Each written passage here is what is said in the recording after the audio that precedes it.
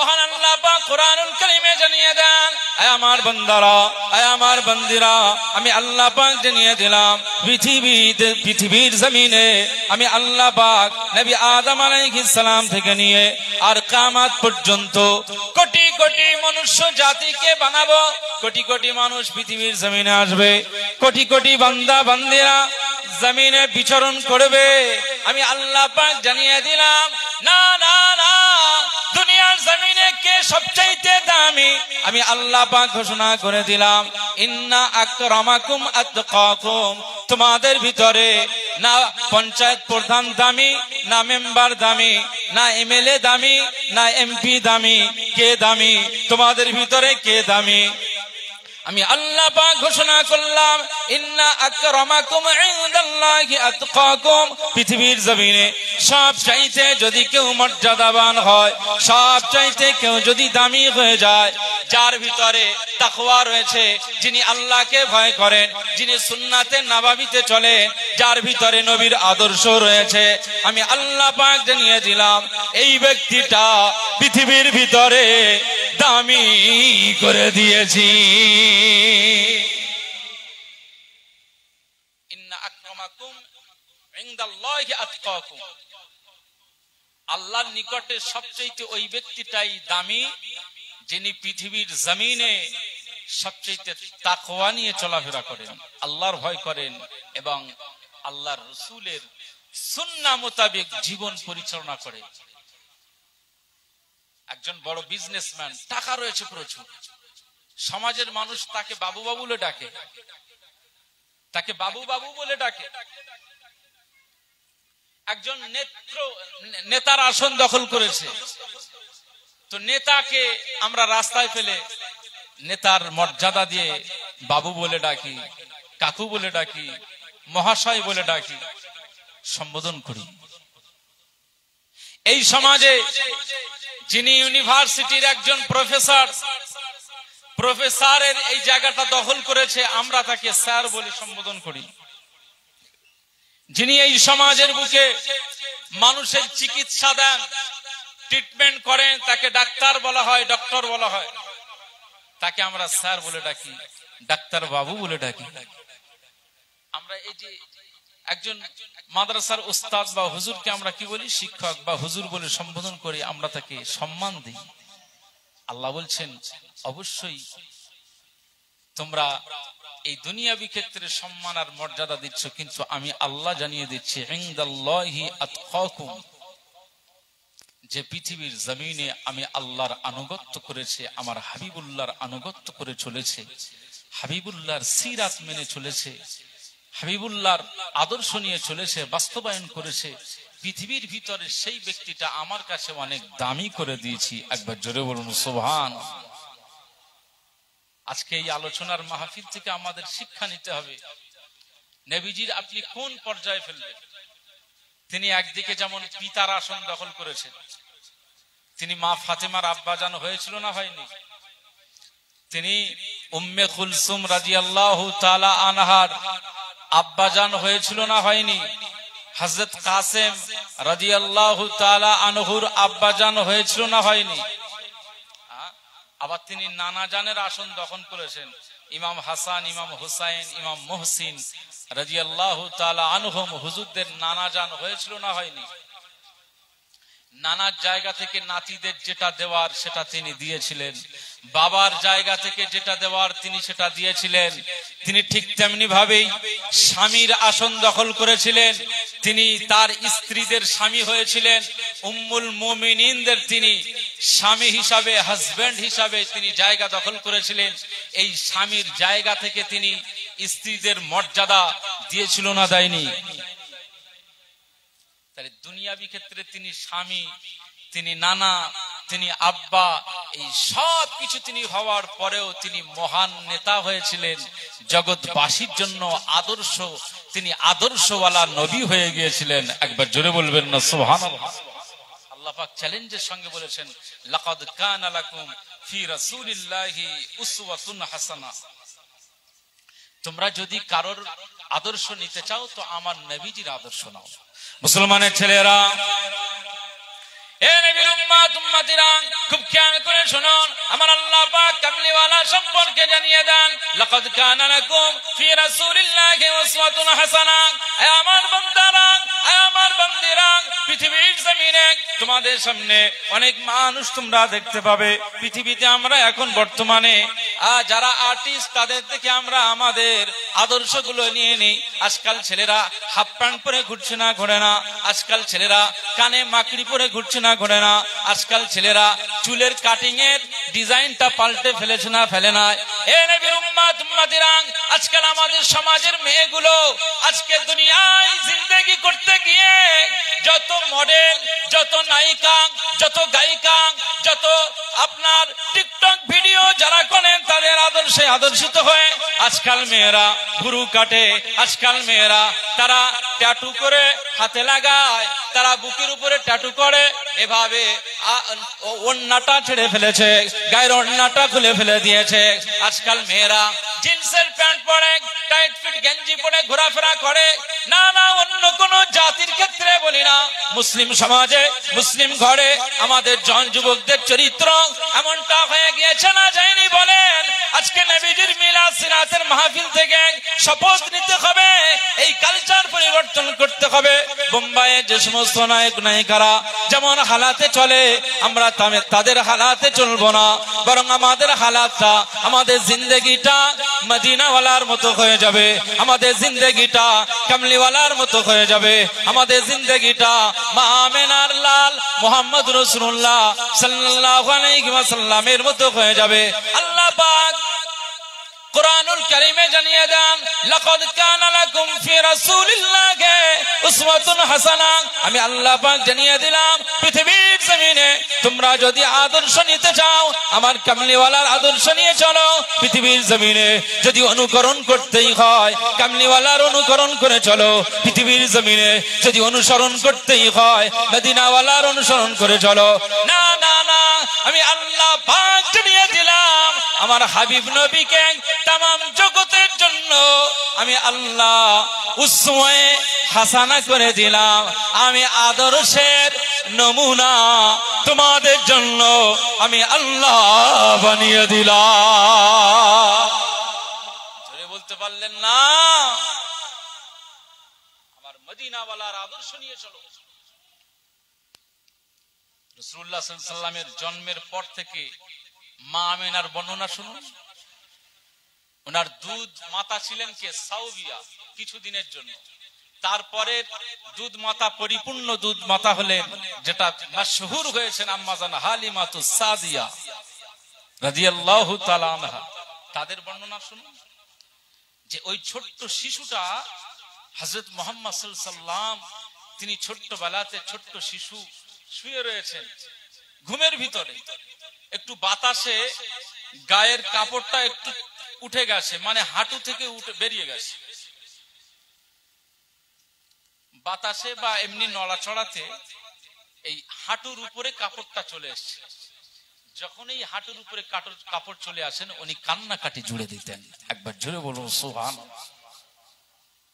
আর সজ্ঞানে তিনি যখন এমনি চলাফেরা করতেন,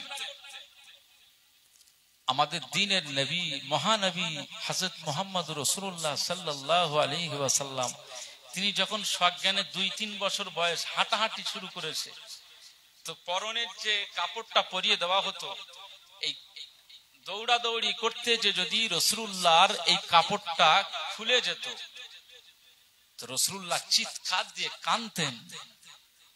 এই চিৎকারের আওয়াজে আম্মাজান হালিমা হুজুর ছুটে এসে আবার ওই কাপড়টা পরিয়ে দিলে রাসূলুল্লাহর কান্নাটা আবার বন্ধ হয়ে যেত। একবার জোরে বলুন সুবহানাল্লাহ।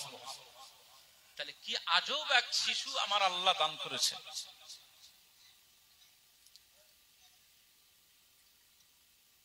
আজকে যে নবীজি জন্মের পর থেকে গায়ের কাপড় খোলাটা যিনি পছন্দ করতেন না, যিনি আমাদের লিডার, আমরা যাকে মুহাম্মদ রাসূলুল্লাহ বলি, মুনাজাতে লা ইলাহা ইল্লাল্লাহ মুহাম্মাদুর রাসূলুল্লাহ, মসজিদের মাইকের আওয়াজে 5 বার মুয়াজ্জিনের কণ্ঠের আওয়াজ শুনতে পায়, আশহাদু আন্না মুহাম্মাদার রাসূলুল্লাহ। কোরআন শরীফের নাম আছে সূরা মুহাম্মদ, যেখানে বলা হয়েছে মুহাম্মাদুর রাসূলুল্লাহ। সাল্লাল্লাহু আলাইহি ওয়াসাল্লাম আমরা আমাদের বিভিন্ন বইয়ের উপরে খাতার উপরে লিখে রেখেছি লা ইলাহা ইল্লাল্লাহ মুহাম্মাদুর রাসূলুল্লাহ সাল্লাল্লাহু আলাইহি ওয়াসাল্লাম। আলমারি অনেক সময় আমরা কাঠের ডেকোরেশন করেছি, উপরে খোদাই করে লিখে রেখেছি লা ইলাহা ইল্লাল্লাহ মুহাম্মাদুর রাসূলুল্লাহ। আল্লাহ ছাড়া কোনো উপাস্য নাই, আর মুহাম্মদ সাল্লাল্লাহু আলাইহি ওয়াসাল্লাম হচ্ছেন আমাদের প্রিয় নবীজি। একবার জোরে বলুন সুবহানাল্লাহ। এইটা যদি আমরা এভাবে লিখে রাখি যে তিনি আমাদের নেতা, যে নেতা জন্মের পর থেকে কাপড় খোলাটা পছন্দ করতেন না, যার গায়ের কাপড় আলগা হয়ে গেলে তিনি কান্নাকাটি জুড়ে দিতেন, চিৎকার দিতেন।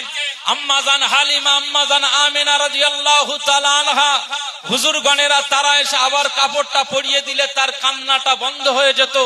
এটা যদি তার শিশুবেলাতে থাকে তাহলে তিনি কতটা আল্লাহ তাআলার দরবারে প্রিয় ছিলেন, তিনি কি আমাদের মেসেজ দিয়েছেন, কিভাবে তিনি তাকওয়া হতে বলেছেন, তিনি কিভাবে আমাদেরকে চলাফেরা করতে বলেছেন। আজকে মুসলমান তাকে মুহাম্মদুর রাসূলুল্লাহ বলে এইভাবে মানছি, শুধু কলমে লেখা, শুধু আজানে শোনা আর শুধু কোরআনে লেখা, এটাই আমরা শুধু জেনে রেখেছি, কিন্তু কর্মের ক্ষেত্রে আমরা রাসূলুল্লাহকে নেতা হিসাবে মানি না।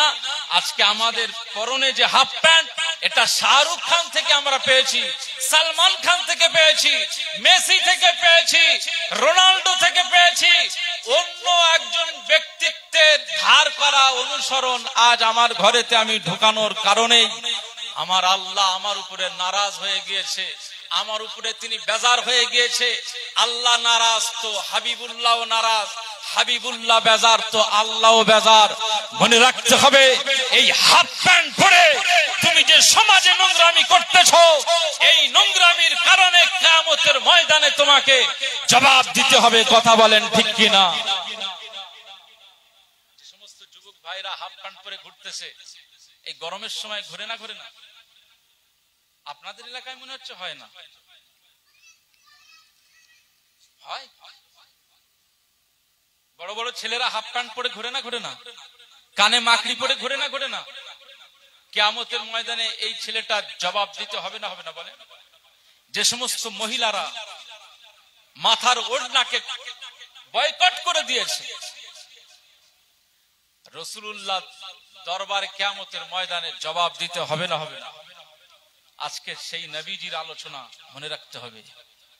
আম্মা জানা আমিনা রাদিয়াল্লাহু তাআলা আনহা বলেন যে আমার বেটাকে আমি গর্ভে ধারণের পরপরই আমার এমন ইঙ্গিত আল্লাহ ঘুমের ভিতরে দিতেন, আমি মাঝে মাঝে ভয়ে ভীতু হয়ে যেতাম, মাঝে মধ্যে ভয়ে ভীতু হয়ে যেতাম যে কি এরকম আশঙ্কা কথাবার্তা মাঝে মধ্যে আমাকে বলা হয়। এই আমেনা গায়েবী ভাবে আমি শুনতে পেতাম। মুসলমানের ছেলেরা, এ নবীর উম্মত উম্মতিরা, খুব খেয়াল করে শুনুন। আম্মা জানা আমেনা রাদিয়াল্লাহু তাআলা আনহা বর্ণনা করেন, না না না না, আমাকে গায়েবী ভাবে শোনানো হয়, আমি শুনতে পাই কে যেন আমাকে আওয়াজে বলে, এ আমিনা, না না তুমি ভয় করো না, না তোমাকে স্বপ্নের মধ্যে যে ইলহাম গুলো দেওয়া হয়, স্বপ্নের মধ্যে যে মেসেজ গুলো দেওয়া হয়, এই স্বপ্নের ভিতরের মেসেজ গুলো সত্য। তোমাকে যে ইলহাম করে গায়েবী ভাবে আওয়াজ দেওয়া হয়, এই আওয়াজগুলো সত্য। ও আমেনা রাদিয়াল্লাহু তাআলা আনহা, তুমি ভীতু হবে না, কারণ আমি আমার আল্লাহ পাক তোমার গর্ভের ভিতরে যে বাচ্চাটা রেখেছে, গর্ভের ভিতরে যে বাচ্চাটা দান করে দিয়েছে, দুনিয়ার কোন সাধারণ বাচ্চা নয়, দুনিয়ার কোন সাধারণ বাচ্চা নয়। না না আমেনা, তোমার গর্ভের বাচ্চাটা আমার আল্লাহ পাক तमाम जगतेर जन्य नेता बानिये दिएছে।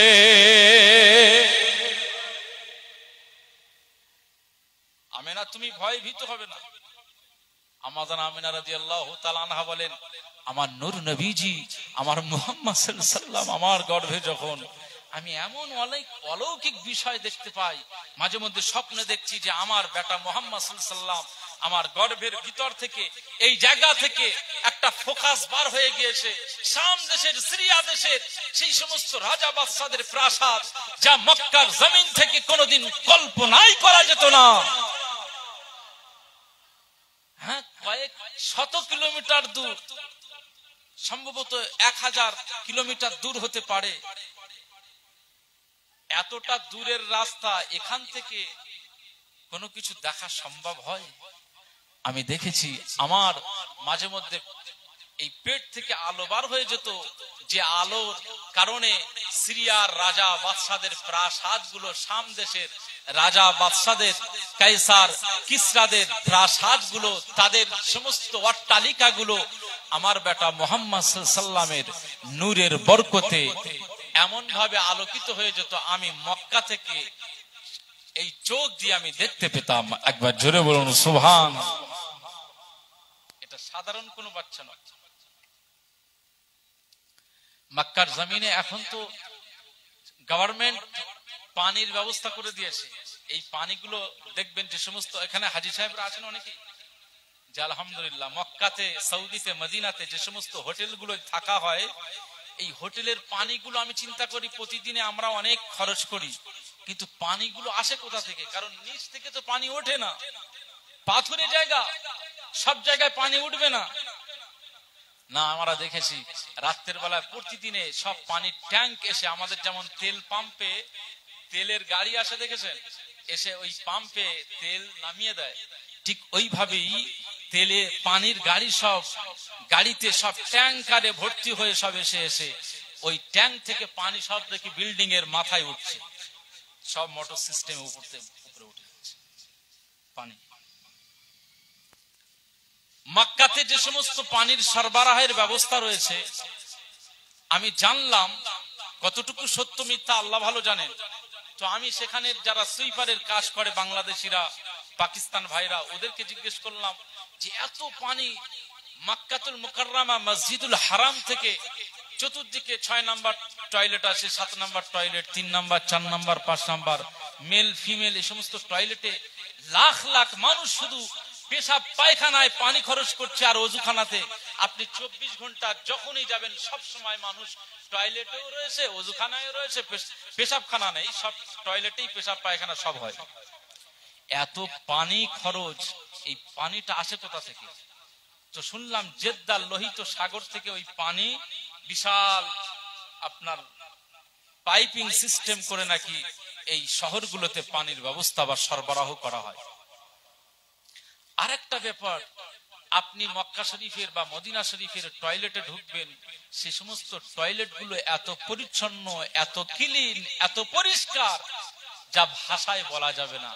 যে সমস্ত টয়লেটে বসে আপনি যদি মনে করেন যে দুটো ভাত খাবো, কি রুটি খাবো, কি খাবার খাবো, আপনি বসে অনায়াসে খেতে পারবেন, কোনো দুর্গন্ধ নেই, বরং সুগন্ধ ওরা এমন সুন্দর করে পরিচ্ছন্ন করে, অটোমেটিক। এই যে লক্ষ লক্ষ মানুষ ওখানে পানিগুলো যে ছাড়ে, এই পানিগুলো কোথায় যে ক্লিয়ার হয় আল্লাহ ভালো জানেন। মসজিদুল হারাম থেকে বার হয়ে রাসূলুল্লাহ যেখানে জন্মভিটা, এই জন্মভিটায় আমরা এক নজরে শুধু তাকিয়ে থাকি। কেন জানেন? যে এই জায়গায় মা আমেনা বরকত পেয়েছে। মা আমেনা রাদিয়াল্লাহু তাআলা আনহা এই জায়গায় তার কলিজার টুকরা সন্তান হযরত মুহাম্মদ রাসূলুল্লাহ সাল্লাল্লাহু আলাইহি সাল্লামকে জন্ম দিয়েছিলেন। এটা সেই বরকতপূর্ণ জায়গা।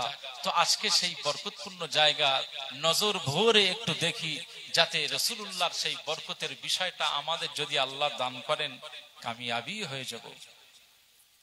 পাশে একটা টয়লেট আছে, যে টয়লেটটা সম্পর্কে আপনারা জানেন আবু জেহেলের বাড়ি ছিল। সারা জীবন রাসূলুল্লাহ ওই পথে আসতেন, তার বাড়ি থেকে আসতেন, মসজিদুল হারামে ঢুকতেন, কাবা বাইতুল্লাহ এসে নামাজ আদা করতেন। আর এই আবু জাহাল ওই বাড়ি থেকে ষড়যন্ত্র করত, ও মানুষকে বলতো মুহাম্মদ সাল্লাল্লাহু আলাইহি ওয়াসাল্লাম এবার যাওয়ার সময় হয়ে গেছে, তোরা তৈরি থাকিস। ও সংবাদ দিত। সবচেয়ে নিকৃষ্ট কাজ আবু জেহেল যা করেছে, আজকে তার বাড়িটা কিয়ামত পর্যন্ত আমার আল্লাহ এমন ব্যবস্থা করেছে যে পৃথিবীর সমস্ত উম্মতে মুহাম্মাদিরা অন্তত পেশাব না লাগলেও, পায়খানা না লাগলেও আবু জেহেলের বাড়ি খুঁজে অন্তত তার বাড়িকে পেশাব পায়খানা করে জোর করে পেশাব পায়খানা করে চলে আসে। কি কথা বলেন ঠিক কিনা? রাসূলুল্লাহ কাবা বাইতুল্লাহতে সিজদাতে রয়েছে, এই সিজদাতে থাকলে কে খুশি হন বলে? আল্লাহ। জবান দিয়ে কি বলে? সুবহানা রাব্বিয়াল আলা। সুবহানা রাব্বিয়াল আলা, সর্বোচ্চ মালিক যিনি আমার আল্লাহ, তিনি হচ্ছেন পবিত্র। সুবহান, তিনি হচ্ছেন পবিত্র। আপনি জবানে যখন সিজদাতে এই কথাগুলো বলছেন, আপনার আল্লাহ আপনার উপরে খুশি হবে না হবে না?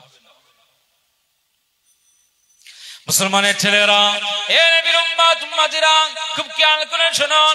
আল্লাহ নবী দিন ও দুনিয়ার বাদশা হাবিবুল্লাহকে, নবী জনাবে মুহাম্মদ রাসূলুল্লাহকে সাল্লাল্লাহু আলাইহি ওয়াসাল্লাম কাবা বাইতুল্লাহ চত্বরে যে মাতাফ বলা হয়, এই মাতাফে তাওয়াফ করা হয়। হাজী সাহেবরা চক্কর দেয়, তাওয়াফে মশগুল হয়ে যায়, এটাকে মাতাফের অংশ বলে।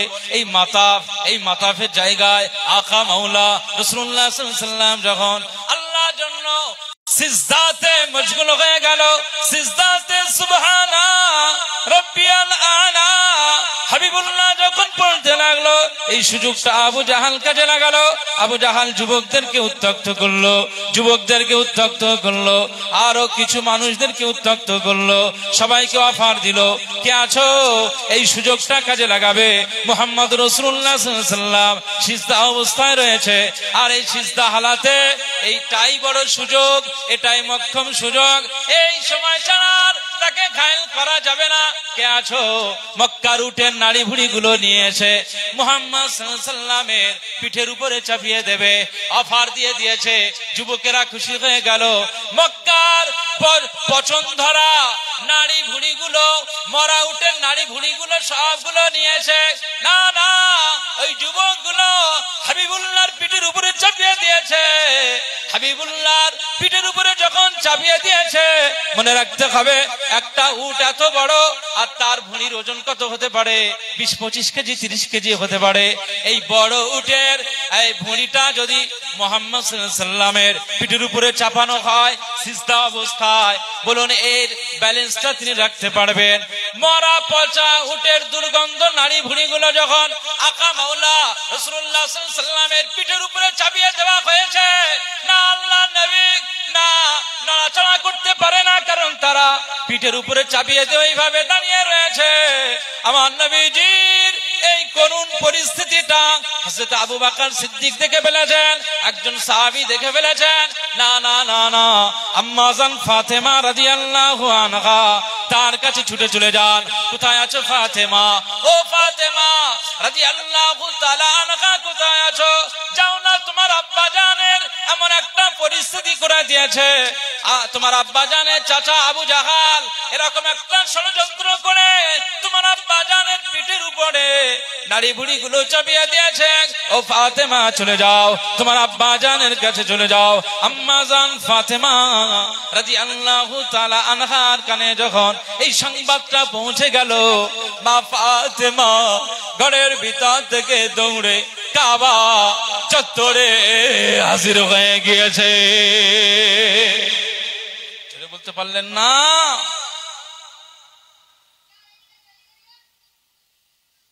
আবু জেহেলের কাজ এটা কার কাজ বলে? আবু জাহাল। মরা উটের নাড়ি ভুঁড়িগুলো যখন রাসূলুল্লাহর পিঠে, ওনার শ্বাস প্রশ্বাসে কষ্ট হবে না বলে? সাহাবীরা যেহেতু তখন তো কালেমা পড়নেওয়ালা খুবই কম, ওদের সংখ্যাটা বেশি। আম্মাজান ফাতেমা হুজুরের কাছে যখন সংবাদটা পৌঁছে গেল, আম্মাজান ফাতেমা রাদিয়াল্লাহু আনহা ঘর ছেড়ে দৌড়ে চলে এসেছেন, কাঁদতে কাঁদতে কাবা চত্বরে এসে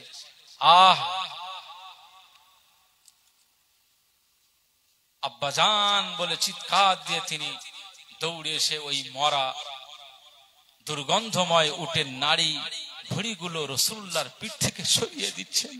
আজ চোখ দিয়ে পানি গড়িয়ে যায়। আল্লাহকে বলেন, আল্লাহ এর বিচার তোমাকে দিলাম।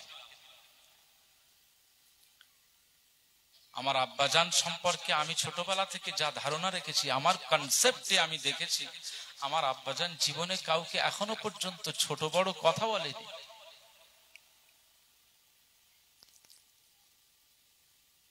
মক্কার আবু জাহাল, উতবা, সাইবারা আমার আব্বাজানকে গালি দিলেও পাল্টা জবাবে কোনো গালি কেন, নিন্দামূলক কোনো কথা আমার আব্বাজান এখনো পর্যন্ত প্রকাশ করেনি। একবার জোরে বলুন সুবহান।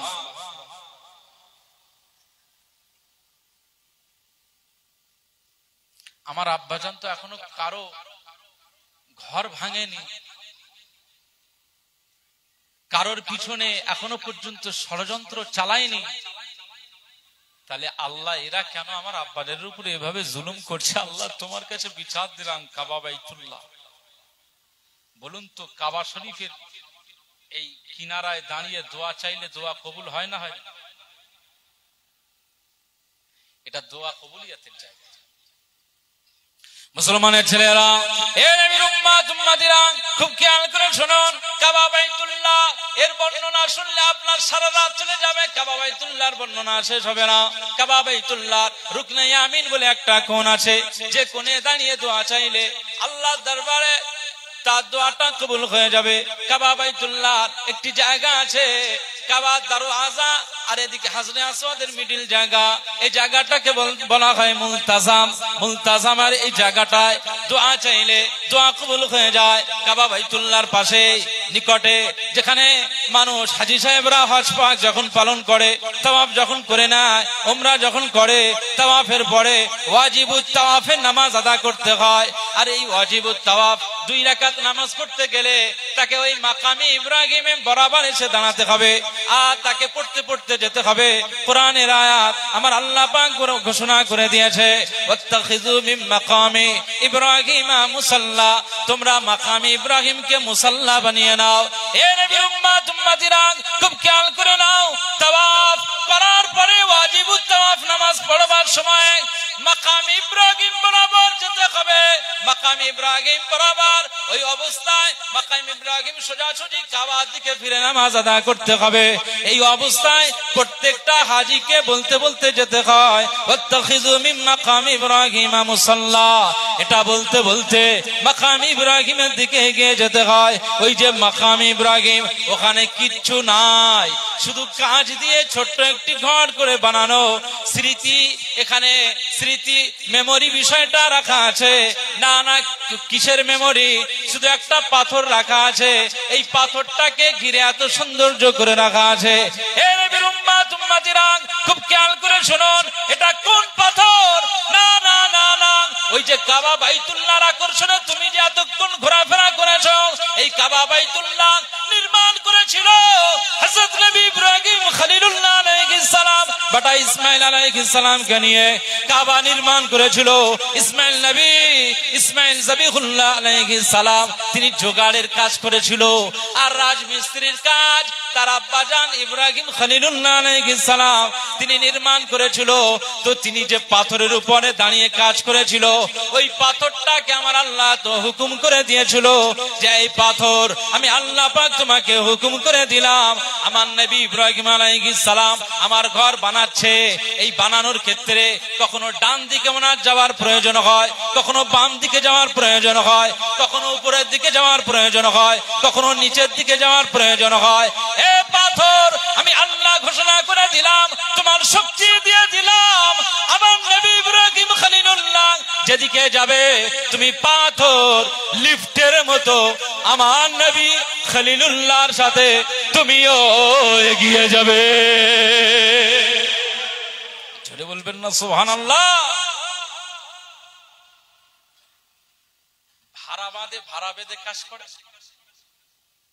মিস্ত্রিরা ভাড়া বেঁধে কাজ করে, তো সেটা আর ভাড়ার ব্যাপার ছিল না। আল্লাহ ওই ছোট্ট পাথরটাকে আমার আল্লাহ এত ক্ষমতা দিয়েছিলেন।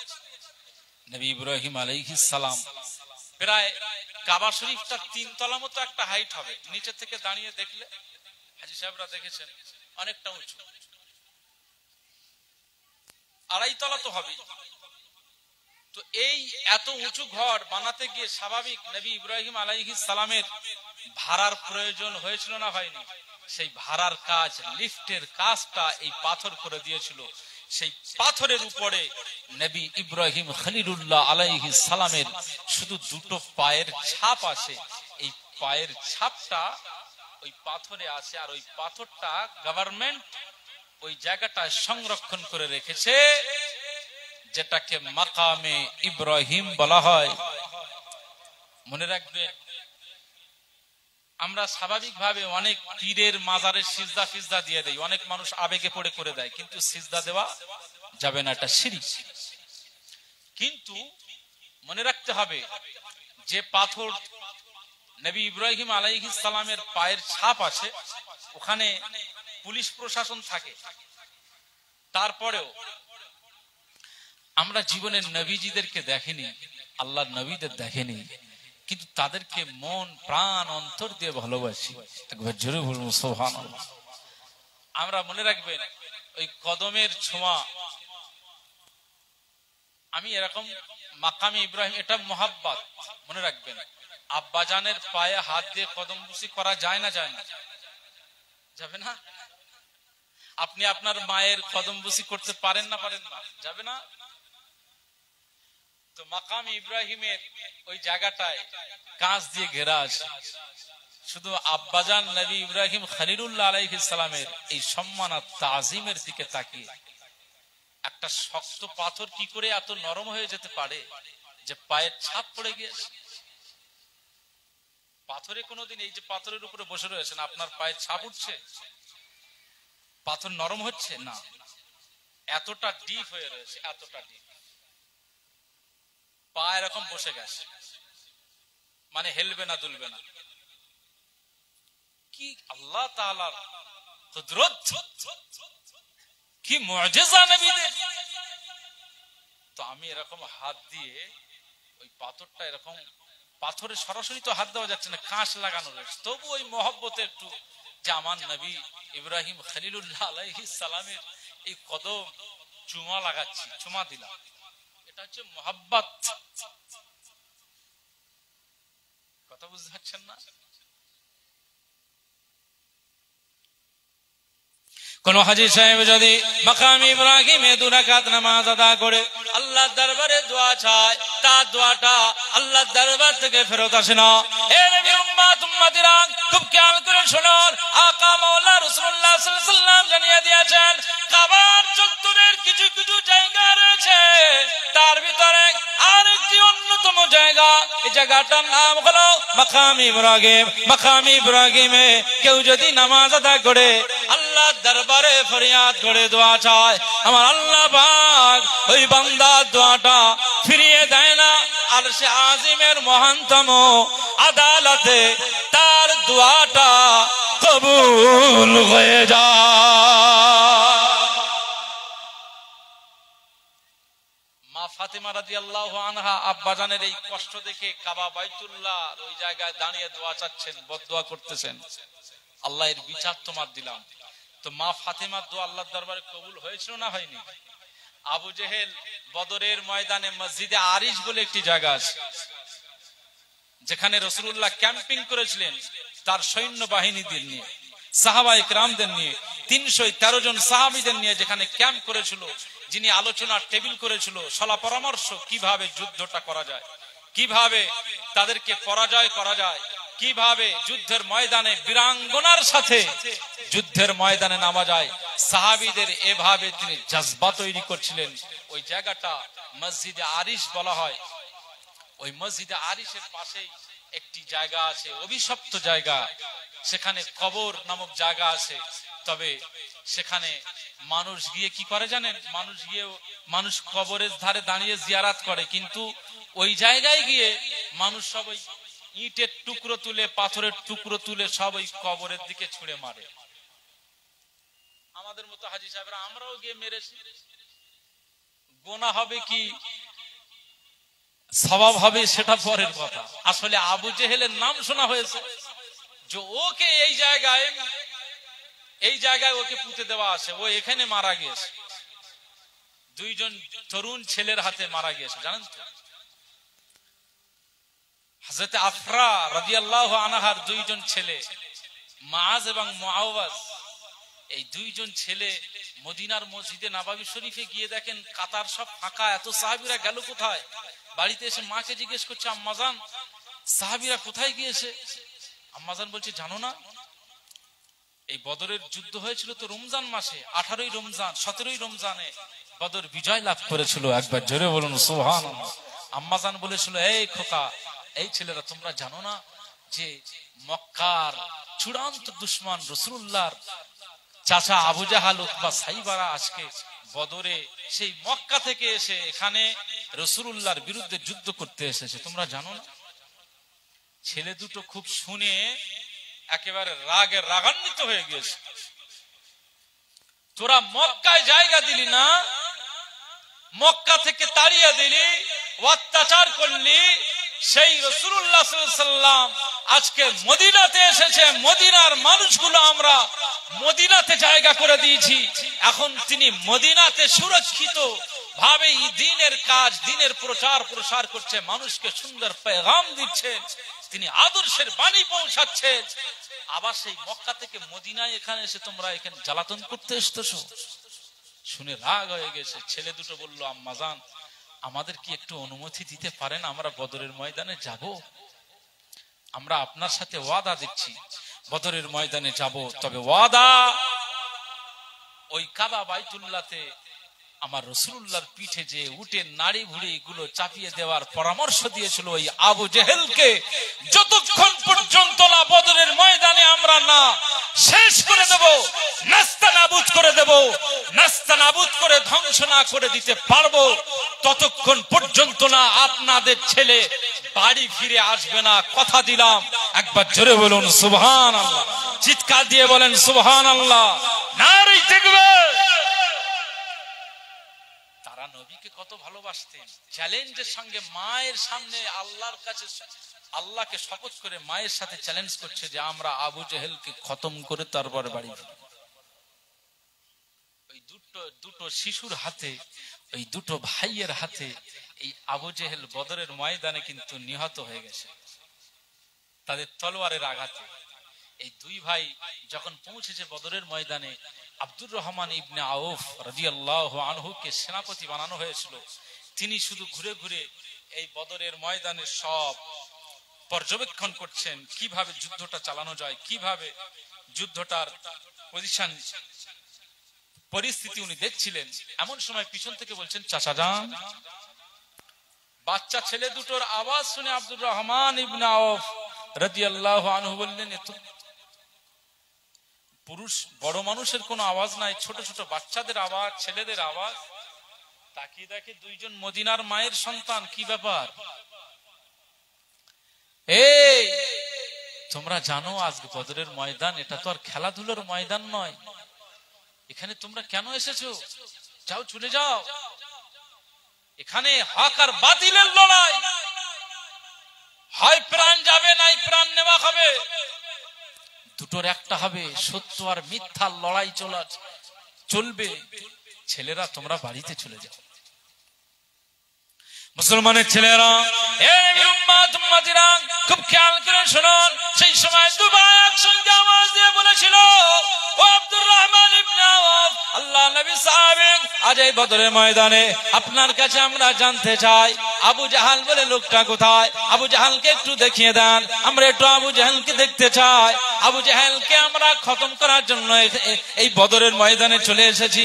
আমরা জানি এখানে হক আর বাতিলের লড়াই, মারামারির জায়গা, রক্তপাতের জায়গা, জীবন কেড়ে নেওয়ার বিষয়। আমরা আজকে মায়ের কাছ থেকে শপথ করে চলে এসেছি আবু জাহেলকে শেষ করে দেব। এই পৃথিবীর জমিনে আজকে আপনারাও নবীজির জন্য জান কুরবান করার জন্য বদরের ময়দানে চলে এসেছেন।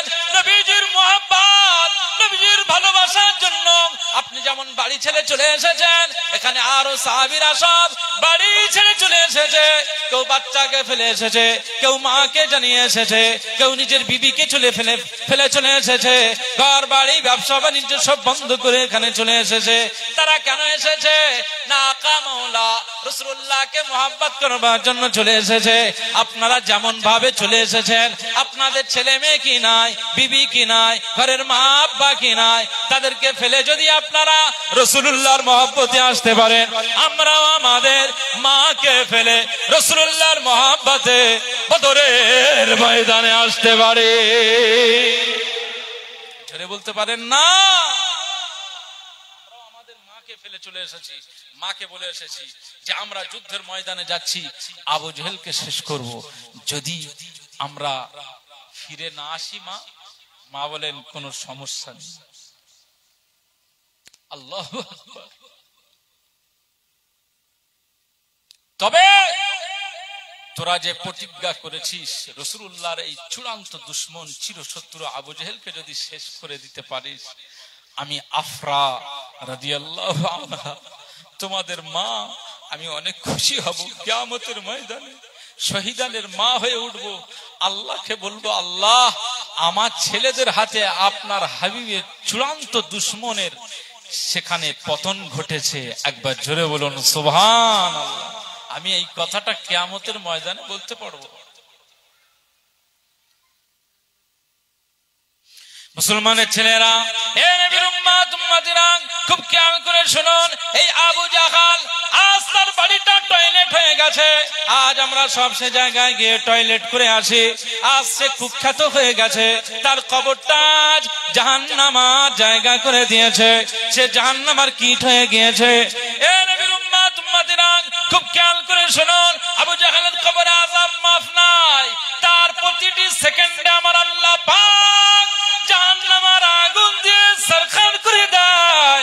যাহা আবু জাহাল কবরের ভিতরে চিৎকার দেয়, আবু জাহেল কবরের ভিতরে চিৎকার দেয়, চিৎকার দিয়ে কান্নাকাটি জোড়ে, কিন্তু আমার আল্লাহ আবু জাহেলকে চিরস্থায়ী ভাবে শাস্তি দিতেই থাকবে, কারণ আমার নবীজির উপরে ভাবে দুশমনি করেছে।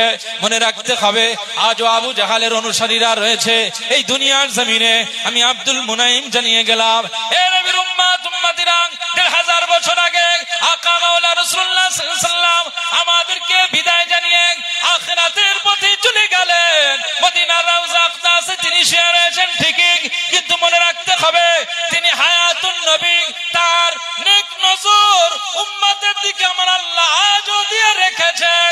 তিনি উম্মতদেরকে নজর দেন।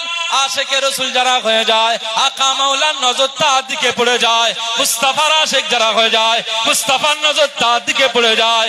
এ নবীর উম্মত উম্মতিরা, যার দিকে মুস্তাফার নজর পড়ে যায়, আমার আল্লাহর আরশ থেকে রহমত নাযিল হয়ে যায়। যার উপরে আল্লাহর রহমত নাযিল হয়ে যায়, ওই ব্যক্তিটার একদিন না একদিন মুস্তাফার দিদার নসিব হয়ে যায়। জোরে বলতে পারলেন না? এই জামানায় যারা আল্লাহ রসুলের দুশমনি করবে, আল্লাহ তাদেরকে আবু জেহেলের মতো এরকম ব্যবস্থা করে দেবে। এজন্য আমাদের সবাইকে রাসূলুল্লাহর আদর্শে আদর্শিত হয়ে চলতে হবে। একটু মহব্বতের সঙ্গে দরুদ শরীফ আল্লাহুম্মা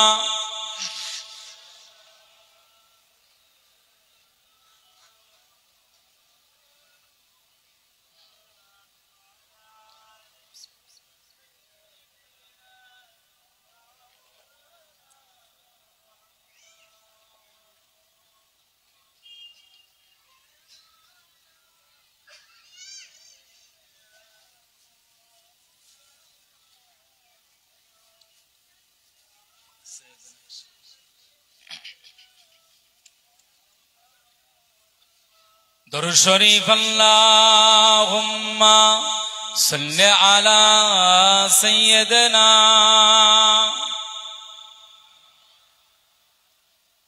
ওয়া আলা আলি সাইয়্যিদিনা। ঈদ মিলাদুন নবী, ঈদ মিলাদুন নবী, ঈদ মিলাদুন নবী, ঈদ মিলাদুন নবী, খুশিতে দোলে আজকে